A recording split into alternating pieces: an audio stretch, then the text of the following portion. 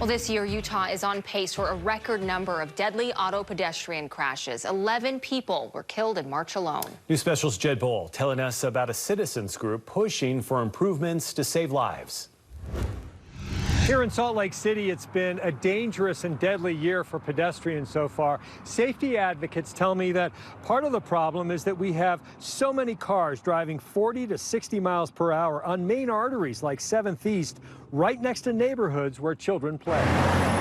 We're seeing too many deaths that relate to, vehicular crashes. Levi Thatcher wants to see safer streets for pedestrians in his neighborhood. He's a board member on Sweet Streets, a citizens movement pushing to improve safety for people on foot or bike. Neighborhood speeding is a top complaint to the Transportation Department and community councils. And people are saying cars are speeding too fast in our neighborhoods. Our kids don't feel safe. Sweet Streets wants the city and UDOT to collaborate to make walking safer. So far this year in Salt Lake City, 6 fatal auto-pedestrian crashes and 5 with serious injuries. Statewide, already 20 auto-ped fatalities. That's twice as many fatalities as 2019 before the pandemic. This year alone, we've had more pedestrians that have been killed than any other year in recent memory. And, that's a wake-up call. We have to figure out why it's happening and what we can do, to help make sure that it doesn't continue to happen. Distracted drivers and distracted pedestrians is one theory. UDOT plans to intensify public education through zero fatalities.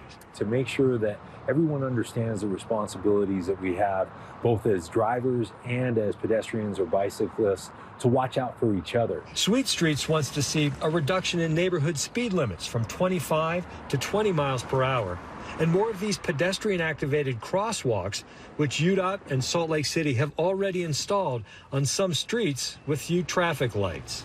Each individual has responsibility for sure, but the city needs to help nudge everybody to be a little bit safer through lower speed limits, safer crossings, more safe crossings, and really just an investment of dollars to make these roads more focused on the individual, not just the cars.